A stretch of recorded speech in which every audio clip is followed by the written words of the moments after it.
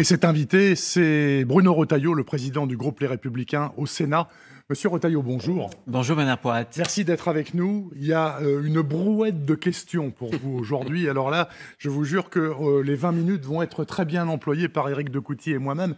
Alors d'abord, avant de parler politique à l'Assemblée, au Sénat, etc., juste votre point de vue sur la visite du président hier en Gironde. Il a annoncé plus d'engins lanceurs d'eau et il a annoncé une réforme du droit forestier de manière à ce que les replantations permettent que les incendies futurs, car il y en aura, soient moins dévastateurs que ceux que nous avons vécus. Est-ce que ça vous satisfait ou est-ce qu'il manque quelque chose ? Non, ça va dans le bon sens. Simplement, il faut maintenant que les mots se traduisent en actes. Par exemple, quand on doit commander des avions, ça fait déjà plusieurs années qu'on doit commander, par exemple, des Canadair. Mais deux, c'est pas suffisant. Il vaut beaucoup mieux des Canadair que des Dash parce que les Canadair, ils n'ont pas besoin de se poser. Donc, il y a l'effectivité du discours.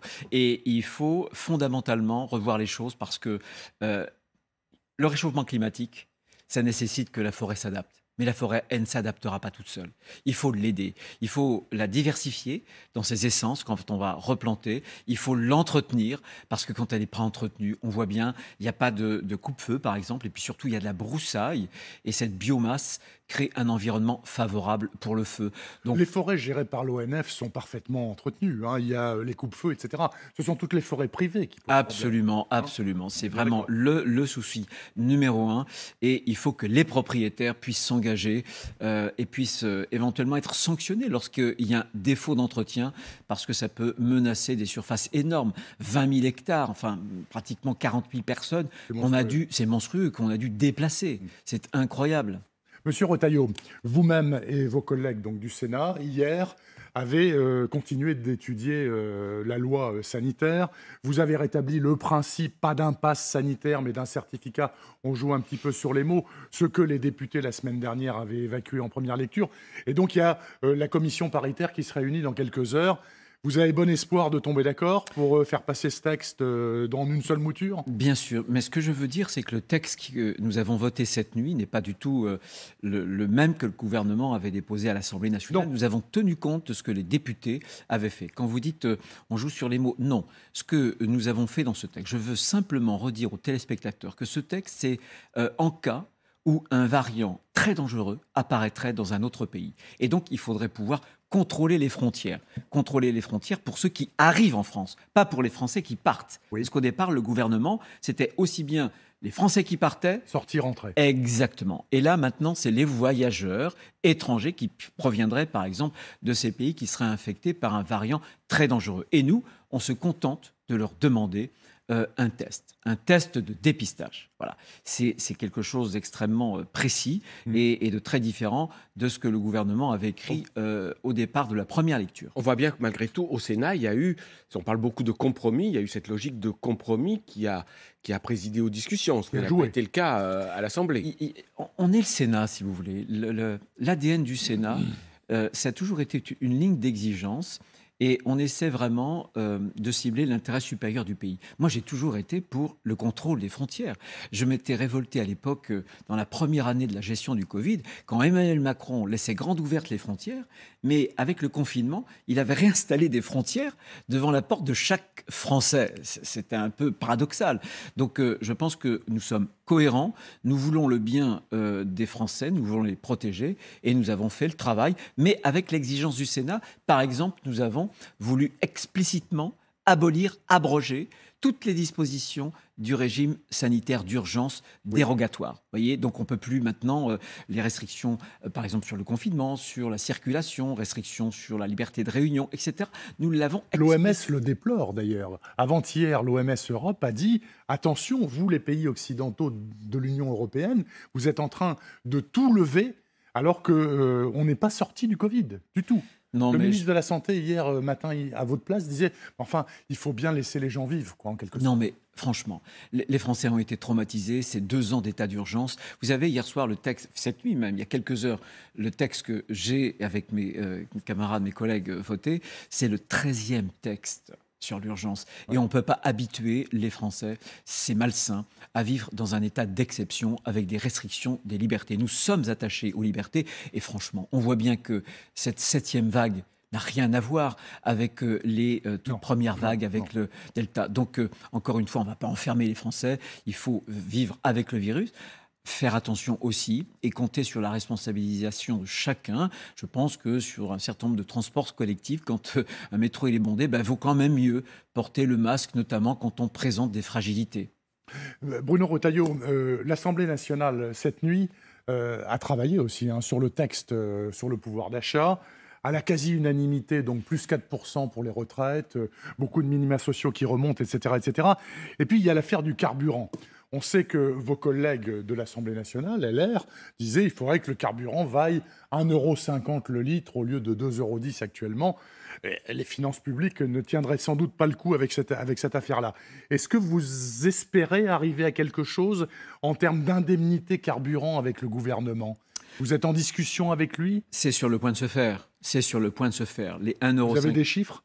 Je n'ai pas de chiffres et ce n'est pas à moi de les donner en plus, puisque moi je suis au Sénat et mon collègue Olivier Marleix est à la manœuvre avec le groupe des députés LR. Nous, le texte, on va le récupérer dans quelques jours. Bien sûr. Bien.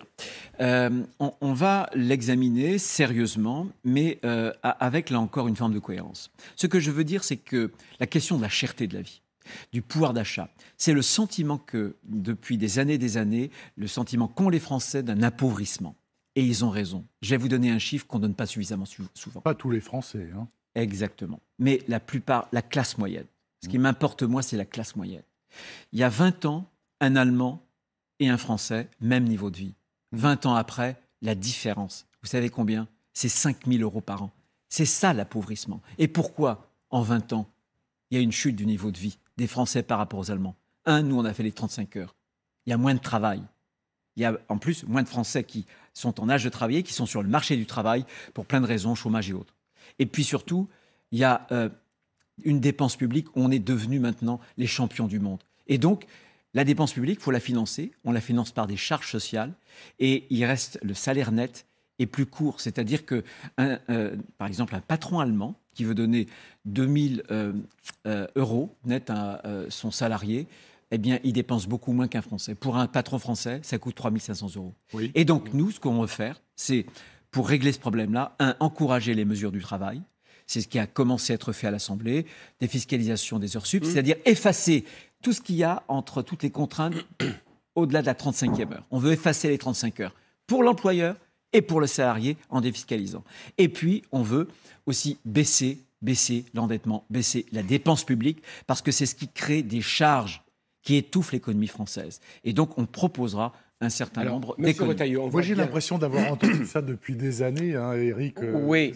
Enfin, peut-être pas dans votre voix, mais d'autres politiques qui disaient il faut baisser la dépense publique parce que c'est insoutenable en France. Alors, baisser la dépense publique, ce qui est paradoxal pour LR, c'est que baisser la dépense publique, et il y avait lundi, vous l'avez dit Bernard, cette volonté de pousser le prix du litre d'essence à 1,50 €, ce qui créerait 40 à 50 milliards de dettes selon les experts.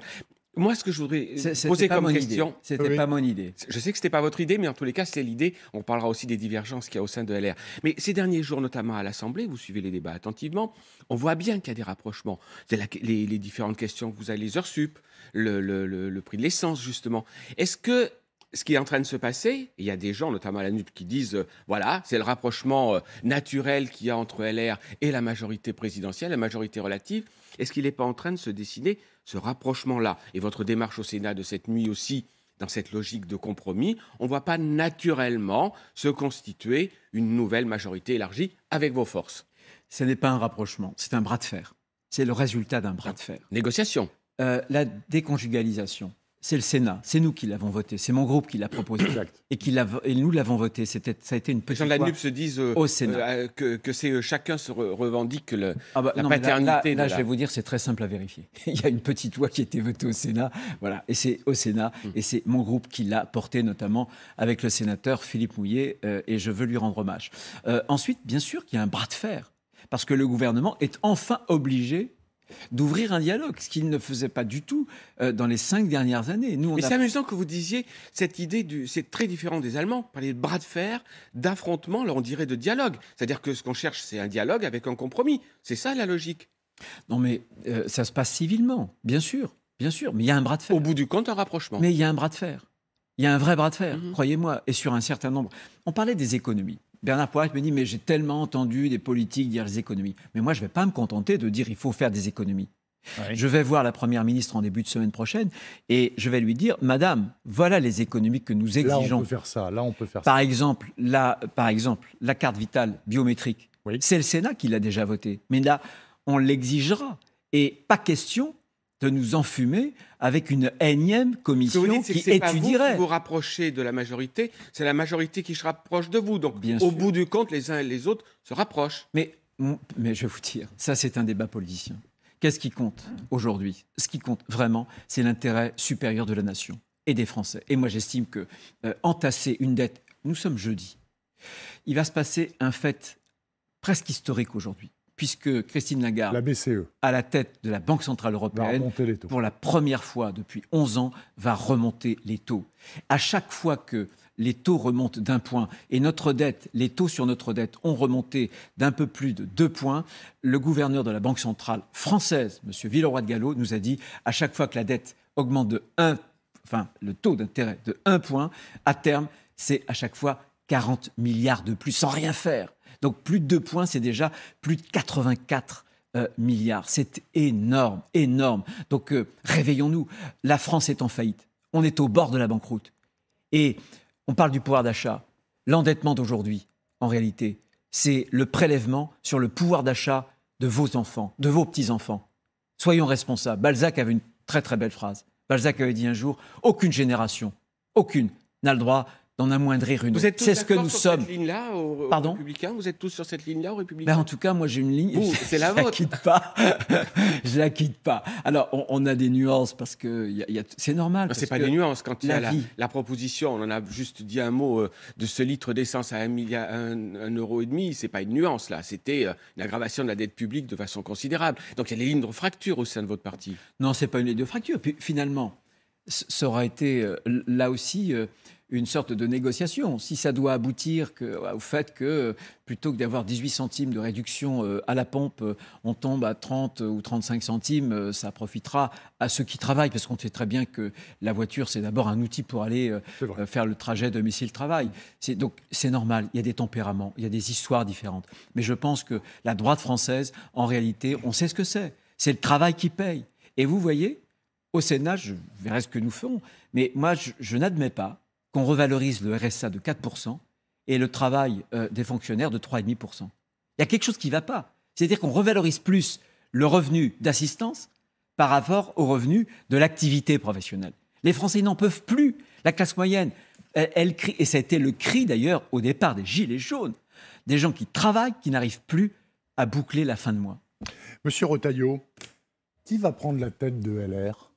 Vous disiez il y a quelques jours, moi je trouve que Wauquiez, ce serait bien. Puis finalement, dimanche soir, Wauquiez, il a dit, j'y vais surtout pas. Alors, il va se passer mauvaise décision. Laurent, réveille-toi, mauvaise décision. Mais il avait les qualités, il avait l'autorité. Qui va diriger Eh bien, il va y avoir, à la fin de l'année, au mois de décembre, une élection. Pour l'instant, les candidats... Ça vous branche pas, vous ? Pour l'instant, les candidatures... Alors, moi, je suis déjà président du premier groupe parlementaire. Oui, voilà, c'est du travail, d'autant plus que la vie politique, vous le voyez bien, elle s'est déplacée. Le cœur du débat politique, désormais, c'est le Parlement. Pour autant, je ne me désintéresse pas du parti. Pourquoi ? Tout simplement parce que, quelle est la situation actuelle ? C'est terrible. On a une défaite historique. Oui. Et en même temps, jamais il y a eu autant d'électeurs de droite en France. La leçon, c'est que... C'est paradoxal, bien sûr. C'est tout simplement parce que ces électeurs de droite ne se retrouvent plus dans LR. Il faut tout changer. Il va falloir tout changer et assumer ce changement et abandonner les renoncements, les petites lâchetés du passé. Ce que veulent les électeurs de droite, c'est une droite qui soit fière d'elle-même, voilà, fière de ses valeurs, fière de ses couleurs, qui arrête de baisser le regard. Voilà, qui arrête d'être complexée. Mais elle peut être unique, cette droite-là, alors qu'il y a des courants évidents, plus ou moins à droite, plus ou moins au centre. C'est pas facile. La question de la présidence, ce sera la question de la ligne. Mais moi, je conteste, vous voyez, cette droite qui devrait être soit populaire, soit sociale, soit libérale, soit un peu conservatrice, soit régalienne. Non. Dès que l'on qualifie la droite, le risque, c'est finalement de la disqualifier. C'est de l'amputer. Le général de Gaulle, avec Jacques Rueff, a fait le plan de libéralisation de l'économie comme jamais sous la Ve République, il y a eu un plan de liberté. Il était libéral. C'est le social, c'est l'intéressement, Grenelle, la participation, c'est aussi l'autorité, c'est aussi le régalien, et c'est encore des valeurs conservatrices, les repères. La France qui vient du fond des âges. Donc la France doit occuper la totalité de son territoire idéologique et ne pas se réduire à n'être que régalienne, que libérale, que populaire. Monsieur Retailleau, vous savez forcément qui a dit il y a quelque temps, la droite a perdu le lien historique avec les Français. La droite, depuis longtemps, n'a ni la clarté dans les convictions, ni le courage dans l'action. C'est Wauquiez. Vous savez qui a dit ça? C'est Laurent Wauquiez, bien sûr. Donc aujourd'hui, la droite, c'est pas seulement des petits arrangements, c'est qu'il n'y a plus de ligne politique claire, il n'y a plus de discours. Je ne suis pas d'accord avec vous. Est-ce que vous avez le sentiment, qui dit ça, vous êtes pas d'accord? Est-ce que vous avez, ou les téléspectateurs ont le sentiment que dans mon propos, je suis hésitant? Je pense que les Français savent très bien ce qu'est la droite. La droite qu'ils veulent. C'est quoi cette droite-là? C'est une droite qui tienne compte des classes moyennes. 5%, c'est une droite. Ils veulent 5% à la présidentielle. Non, mais parce que je pense qu'on les a déçus. Parce que trop souvent, notre passé a été impassif. J'ai parlé d'abandon, j'ai parlé de lâcheté, j'ai parlé de renoncement. Bon, ce que veulent les Français, c'est une droite qui soit debout. La droite qui est debout, c'est une droite où le travail, ça paye. C'est une droite où l'école instruit, qui soit la méritocratie. Et c'est de moins en moins le cas. C'est une droite où il y ait enfin de l'ordre dans la rue. Regardez près de chez moi, à Angers, il y a quelques jours, au couteau, oui. trois jeunes Mais je serais tenté qui ont de dire, laissé leur vie. Qu'est-ce que vous avez fait pendant 10 ans, depuis 10 ans que vous n'êtes plus au pouvoir, pour repenser ça? C'est ce que dit Wauquiez aussi, parce qu'il dit la droite a été dans cette incapacité de reprendre en main les questions. Vous parlez de l'assistanat, je sais que vous êtes en total accord, voire même en désaccord avec Laurent Wauquiez sur beaucoup de points, mais il fait ce réquisitoire-là. Qu'est-ce que vous avez fait depuis 10 ans que vous n'êtes pas plus au pouvoir pour proposer des choses, pour arriver au stade où 5% des électeurs à la présidentielle? J'ai été le premier à dire qu'on avait perdu des années, parce qu'on n'a pas le goût du débat d'idées. Il faut à la fois demain, si on veut se relever, une incarnation, parce qu'on le voit bien, l'incarnation c'est la marque, il faut l'incarner dans un homme ou dans une femme. Et il y a eu un problème d'incarnation. Mais il y a aussi le débat d'idées. Il y a 3 ans, j'ai fait un livre qui s'appelle Refondation, où j'ai mis sur la table un certain nombre d'idées. J'ai emporté le dernier livre l'an dernier, Aurons-nous encore de la lumière en hiver? C'était prémonitoire. C'était prémonitoire, oui, tout à fait. N'est-ce pas?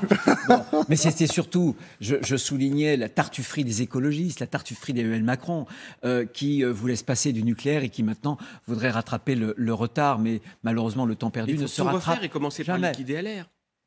Non, la droite. Alors, LR, c'est un moment de la droite. LR, en réalité...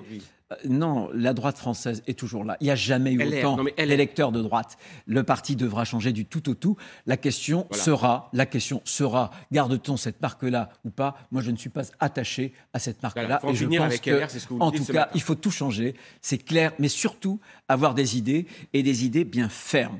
Il faut à la fois parler clair et penser droit. Monsieur Retailleau, il nous reste 1 minute. En termes d'idées claires, les Corses nationalistes viennent rencontrer le ministre de l'Intérieur tout à l'heure à Beauvau pour parler autonomie ou plus... Votre ligne à vous, LR, là pour le coup, c'est très clair sur la Corse. Il n'est pas question qu'ils aient plus d'autonomie, encore moins d'indépendance. J'en parle souvent avec mon ami le sénateur Jean-Jacques Panuzzi.